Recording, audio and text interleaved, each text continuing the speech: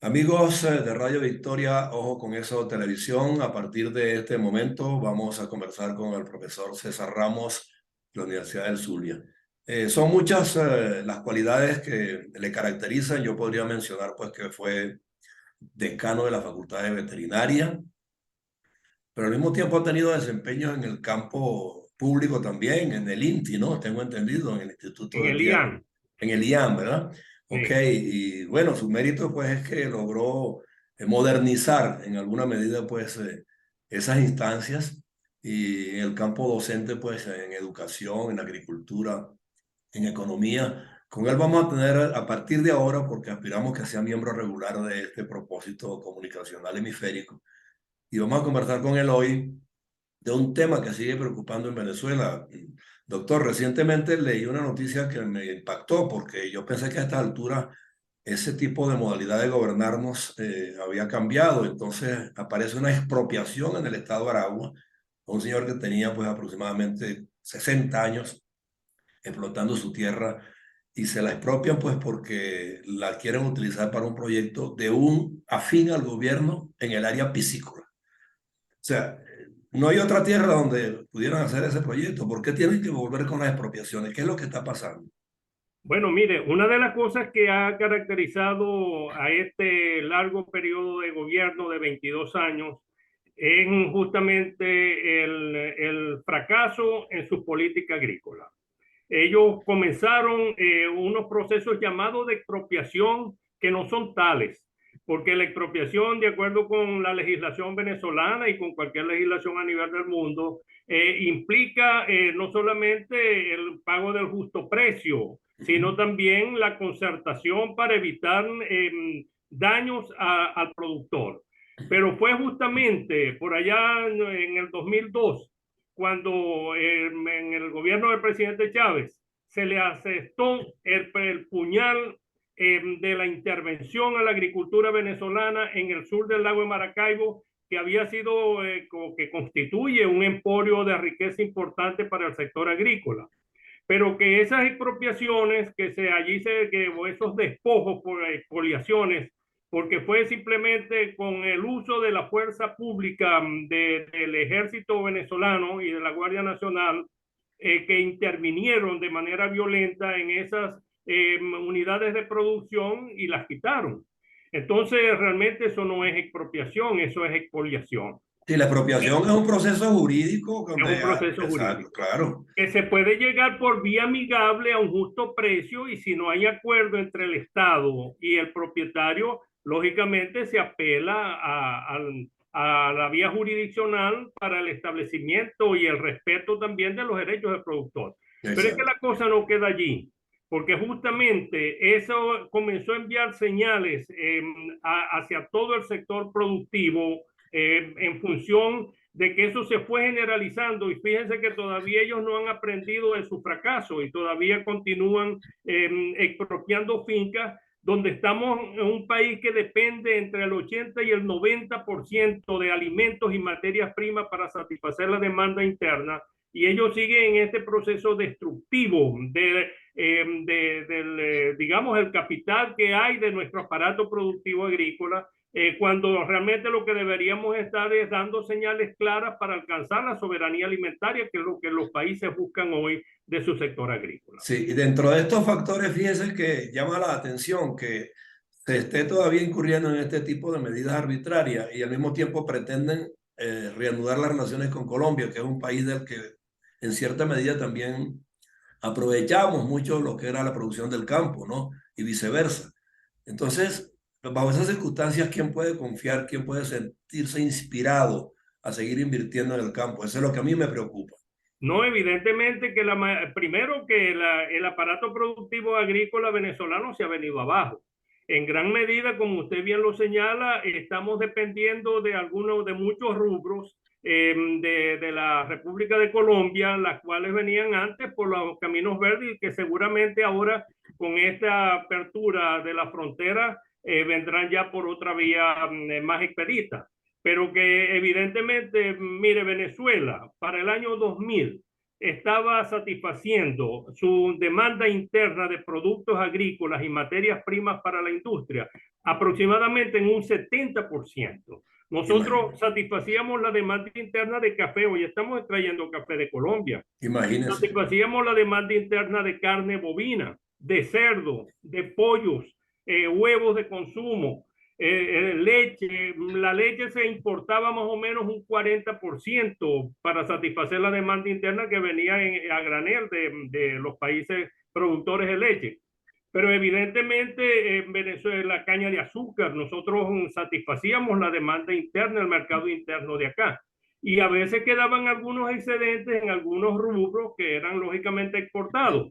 Y entre Colombia y Venezuela, la balanza comercial entre Venezuela y Colombia más o menos era equilibrada. A veces inclusive nosotros superábamos con algunos excedentes que se importaban para allá y que también con el valor del dinero que en Venezuela era mayor que el de allá, hoy eso totalmente está distorsionado. Sin duda, sí. Pero en consecuencia, el reto que hoy tenemos y mirando siempre a futuro, el reto es que al país hay que recuperarlo. Y el país hay que Exactamente. recuperarlo con un mensaje distinto de unidad. Aquí hay que acabar definitivamente con el chavismo y el antichavismo, con el odio que se sembró durante estos 20 años, que llevamos 20 años de fracaso. Y cada día se profundiza más la crisis del país. Entonces, evidentemente, nosotros no podemos seguir en una línea equivocada. El gobierno tiene que entrar en un proceso, ya no sé si de rectificación, porque es que ellos se niegan a rectificar, sino simplemente de asumir que su modelo económico fracasó definitivamente, que ha empobrecido y ha destruido por completo un país que era próspero y un país con grandes y excelentes potencialidades, y que los venezolanos estamos todos en una situación de miseria, de indigencia, lo cual es inadmisible. Sí, no, y sin duda alguna que el problema se agravó porque esos arrebatos, además del campo mismo, o sea, llegó a la agroindustria y llegó a otros sectores productivos del país. Nosotros teníamos zonas industriales de una gran envergadura en metalurgia, por ejemplo, ¿no? La Bueno, industria en el caso, por petrolera. ejemplo, de la agricultura, mire, hay que ver la agricultura no en su sector primario, que es el de la producción. Hay que verlo con sentido holístico, porque es en la agricultura, en su fase de producción, en la fase de transformación, que es el sector industrial, en la fase de comercialización y la fase de consumo, que es donde se efectúa la realización de la producción y que es lo que uno trata de alcanzar al final como impacto con la llamada soberanía alimentaria. Que la soberanía alimentaria no significa sino el aprovechamiento que los países deben hacer de sus potencialidades agrícolas para Exacto. satisfacer por lo menos entre el 70 y el 75% de su demanda interna.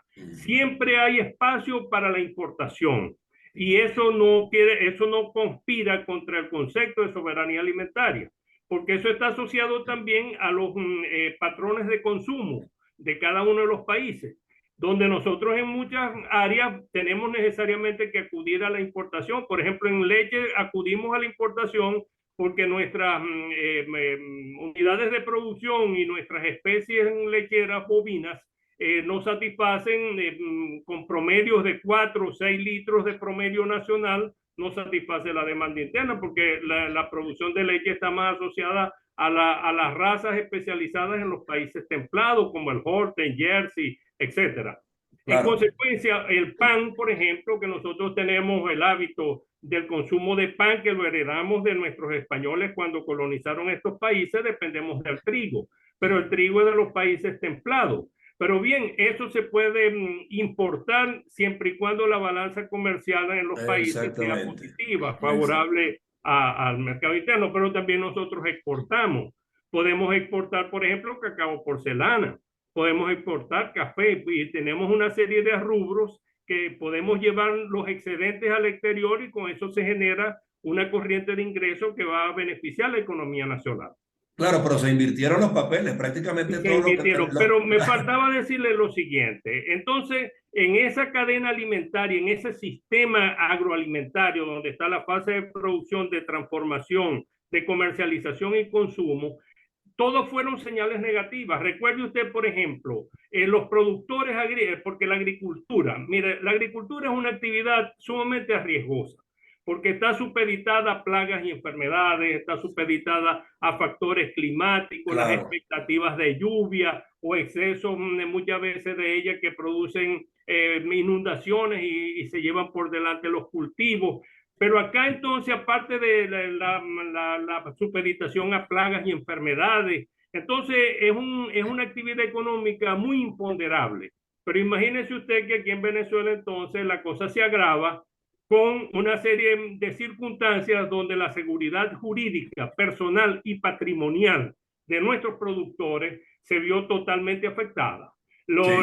El abigeato, asesinatos, asaltos en la finca, la incursión de la guerrilla colombiana extorsionando a nuestros productores en toda el área fronteriza. Todas esas son señales que indudablemente complican más los niveles de alto riesgo que tiene la agricultura y que evidentemente han determinado este fracaso que este régimen no ha querido revertir. Sí, no, y sin Pero duda aparte alguna. de eso, la importación de insumos para poder darle soporte a la agricultura. Aquí había una empresa gruisleña que era Por- un emporio fundamental y era la que suministraba todos esos insumos. Bueno, la expropiaron, la cambiaron a Agropatria y ahí tenemos los resultados de una pésima gestión gerencial a ese nivel que ha dejado desasistidos a los productores.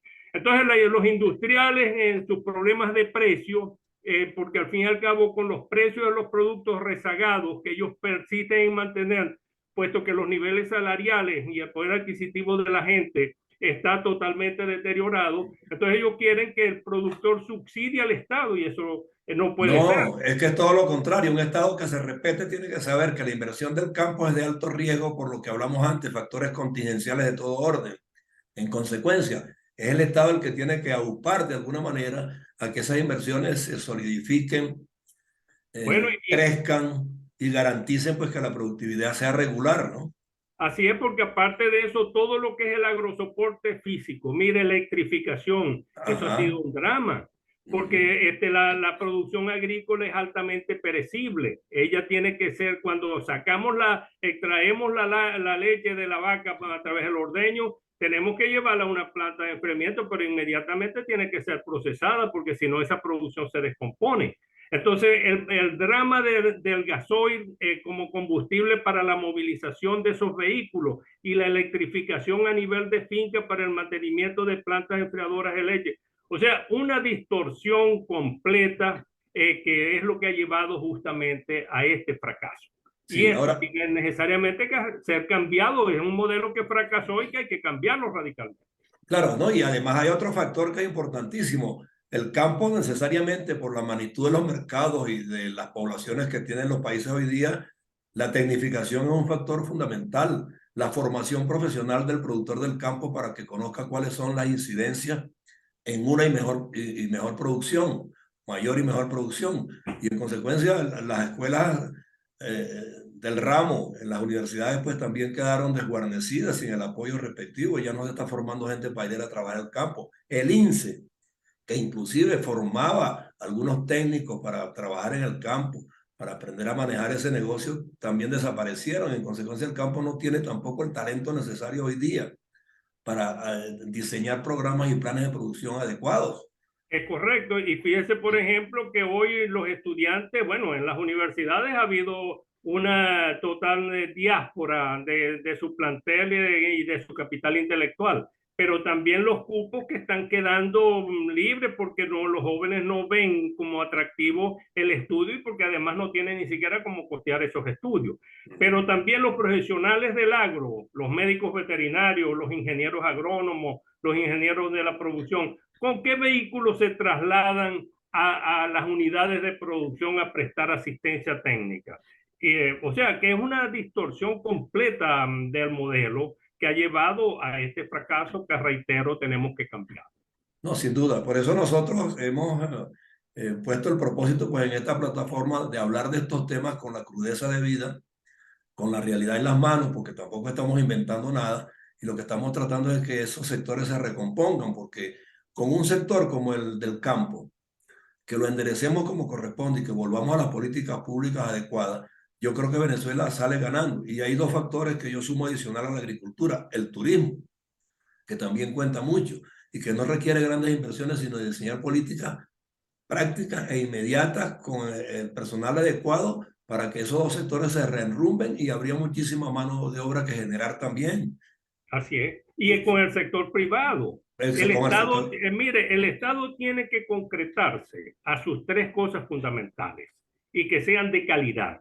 Servicios. La educación a todos los niveles, una educación de calidad, desde la etapa inicial de los niños hasta las universidades, que todo ese sistema educativo está colapsado. Y que los El tuvimos, segundo, profesor, los tuvimos porque hoy día esos profesionales nuestros afuera están siendo bien recibidos y bien calificados. bueno, imagínense, la descapitalización intelectual que el país ha sufrido ha sido terrible. Terrible. Y no es nada. En las universidades hoy nadie concursa por cargos a personal docente y de investigación Ah, porque no. simplemente no les es atractivo. Sí. Entonces, los profesores jubilados vamos a tener que, cuando llegue el momento de retornar a nuestras universidades, a las aulas, a volver a construir, a reconstruir la universidad, porque evidentemente no hay personal de relevo que vaya a llenar las necesidades de docencia, investigación y extensión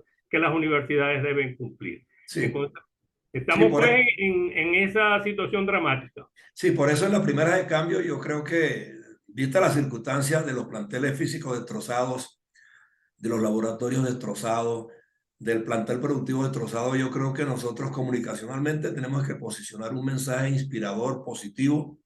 Por eso esta plataforma de Radio Victoria y Ojo con eso Televisión en alianza con Benamérica y con la Escuela de Gobernanza Benjamin Franklin, aspiramos de alguna manera a posicionar ese mensaje aquí de manera regular con profesionales como usted, que hay muchos, ya hay unos 50 que quieren estar aquí con nosotros, pues, para divulgar este tipo de temas, acentuar la enseñanza a los jóvenes, a las nuevas generaciones, para que comparen que hay factores que se tienen que recuperar con el esfuerzo que sea, pero hay que hacerlo. Y eso es disciplina, y eso es vocación. Y en la medida que nosotros logremos que estos jóvenes conozcan en detalle lo que tuvimos y lo que perdimos, es cuando ellos van a recapacitar de que es necesario que se formen adecuadamente. Y aquí vamos a tratar de entregarle algunas herramientas, por lo menos conceptuales, de lo que es el progreso, de lo que es el bienestar, de lo que es la gobernanza, de lo que es la buena ciudadanía, porque es la única manera de que podamos alcanzar el rescate en algún momento, ¿no? Bueno, yo creo que tenemos que aprender de los fracasos y cambiar las cosas. Venezuela no puede retornar al modelo que se agotó y al que degeneró también por sus errores y por sus defectos la crisis que estamos viviendo hoy.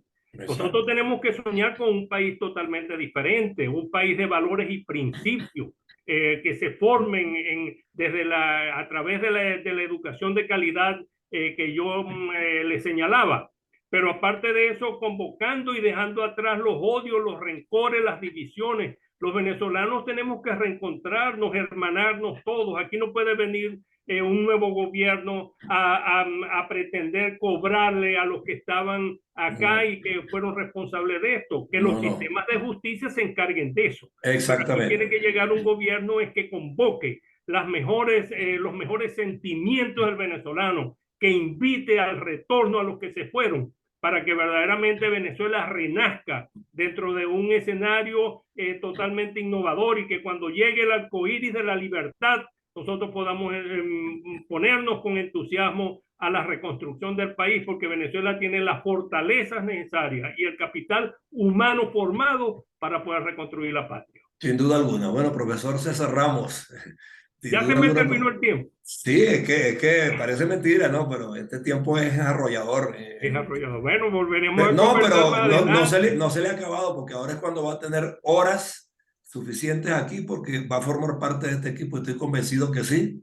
Bueno, cómo no, yo le voy a pedir que tengamos la próxima vez una conversación sobre nuestra propuesta de un nuevo modelo universitario, Correcto. porque la universidad no puede seguir bajo el esquema actual y la universidad latinoamericana también tiene que cambiar hacia un nuevo modelo signado por principios de innovación, meritocracia, responsabilidad social y calidad. Sí, Podemos hablar más claro que adelante sí, de no, este seguro tema. que sí. Y en la primera de cambio vamos justamente a aprovechar estas redes porque también comunicacionalmente a lo interno perdimos mucho. No tenemos diarios donde publicar materiales Nada. como el que usted está mostrando allí, no tenemos emisoras de radio donde difundir mensajes alentadores. Entonces, Afortunadamente tenemos gente como usted que sí se preocupa por esto y que sí van a llevar pues con eficiencia estos conceptos y estos mensajes de crecimiento y de optimismo hacia toda la población. sí, eso es lo que nos mueve y en el interín pues vamos a aprovechar entonces estas redes para empezar a posicionar ese mensaje y a crear el entusiasmo necesario a nivel colectivo para que todos al fin y al cabo nos juntemos, como dice usted, nos perdonemos lo que haya que perdonar y juzguemos lo que haya que juzgar, pero que en el fondo pues el propósito sea la recuperación del país en la libertad y democracia, que fue en la que logramos avance y tenemos que estar conscientes que ese es el sistema que nos garantizaría la recuperación absoluta. Así es. Ok, gracias por su tiempo de Gracias a verdad. usted, un gran abrazo. Me complació mucho conocerlo pues, y saber que lo vamos a tener aquí de manera repetitiva.